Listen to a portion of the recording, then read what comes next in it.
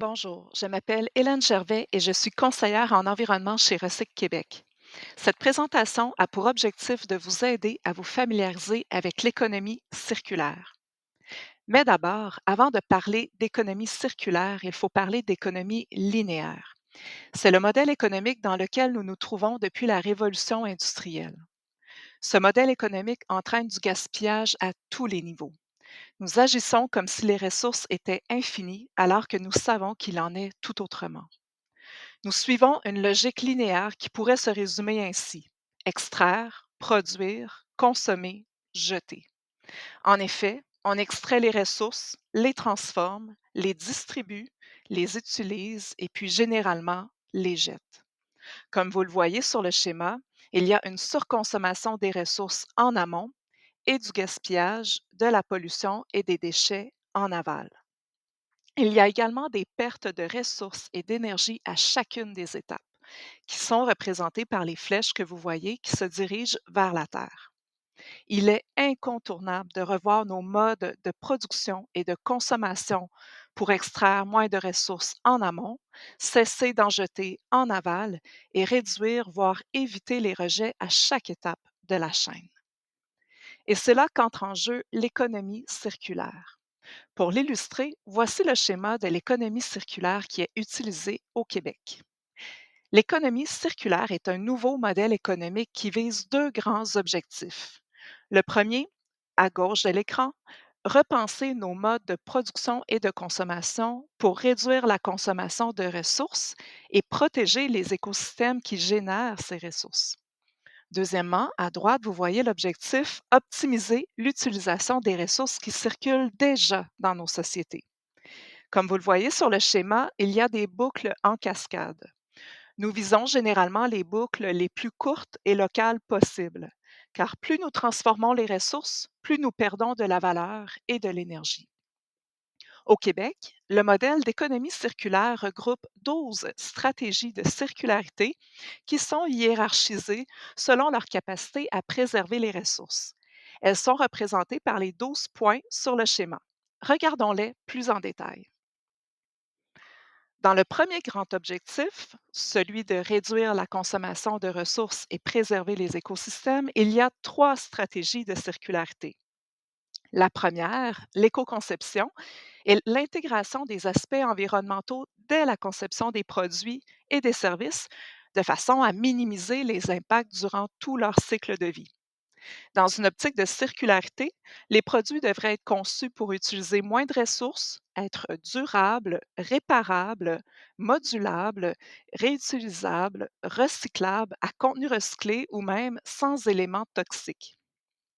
La deuxième stratégie, la consommation et l'approvisionnement responsable, c'est le fait d'intégrer le développement durable et la responsabilité sociétale dans les processus d'achat ou d'acquisition de biens et de services par les consommateurs ou bien par les organisations, qu'elles soient privées ou publiques. Par exemple, une organisation pourrait intégrer des critères de circularité dans sa politique d'approvisionnement pour lui permettre de sélectionner des produits ou des fournisseurs qui sont en cohérence avec l'économie circulaire. La dernière stratégie, l'optimisation des opérations, consiste à améliorer chacun des processus de l'organisation pour réduire la consommation de matières premières, d'énergie, d'eau, ainsi que réduire les rejets.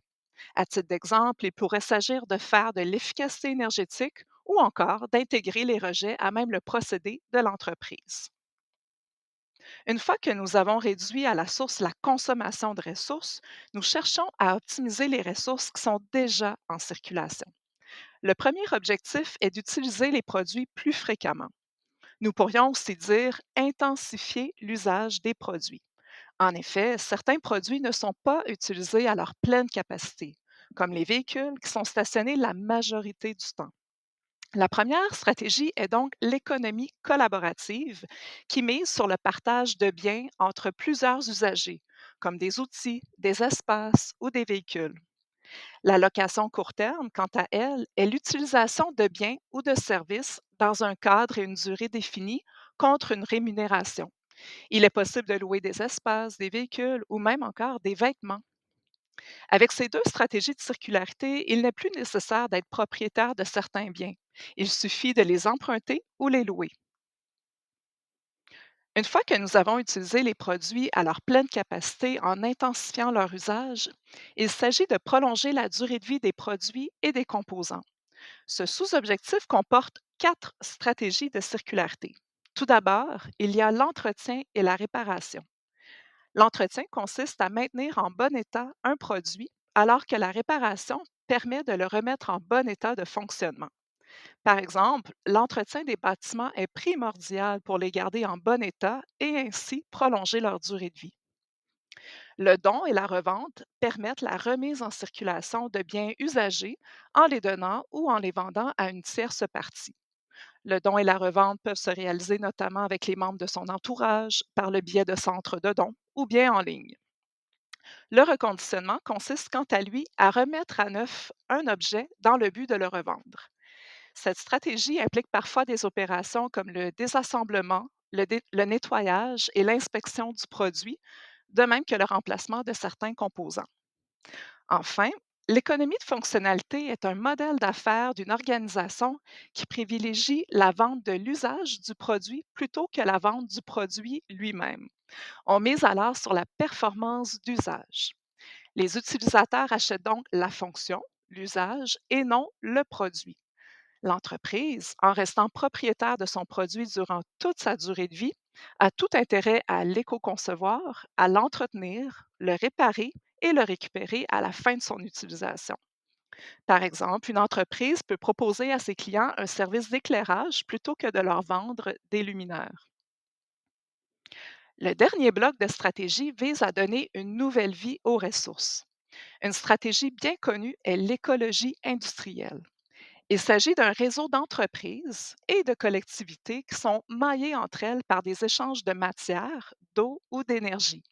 Ces échanges forment des synergies. En d'autres mots, les rejets de l'une deviennent les matières premières de l'autre. Les termes symbiose ou symbiose industrielle sont souvent utilisés. Une synergie assez répandue est l'utilisation d'un résidu de brassage de bière, qu'on appelle la drèche, pour faire des produits de boulangerie ou de pâtisserie. Le recyclage, quant à lui, est l'utilisation, dans un procédé manufacturier, d'une matière récupérée en remplacement d'une matière vierge. Par exemple, fabriquer un tuyau de drainage à partir de bouteilles de plastique récupérées et reconditionnées. Le compostage est un procédé de traitement biologique qui permet la biodégradation des matières organiques sous l'action de micro-organismes et en présence d'oxygène. La valorisation, dans le contexte de l'économie circulaire, est toute opération qui ne consiste pas de l'élimination et qui vise à obtenir, à partir de matières résiduelles, des produits utiles ou de l'énergie. Donc, nous avons vu que l'économie circulaire est un nouveau modèle économique qui vise deux grands objectifs. D'abord, repenser nos modes de production et de consommation pour réduire la consommation de ressources et protéger les écosystèmes qui les génèrent. Ensuite, optimiser l'utilisation des ressources qui circulent déjà dans nos sociétés. Comment? En utilisant les produits plus fréquemment, en prolongeant la durée de vie des produits et des composants, et enfin en donnant une nouvelle vie aux ressources. Ce modèle comporte 12 stratégies de circularité qui permettent d'opérationnaliser l'économie circulaire. Et déjà, plusieurs citoyens et organisations les mettent déjà en pratique. En terminant, si vous souhaitez avoir plus d'informations sur l'économie circulaire, nous vous invitons à consulter le site Internet de Recyc Québec au www.recyc-québec.gouv.qc.ca. Sur ce, je vous remercie de votre attention.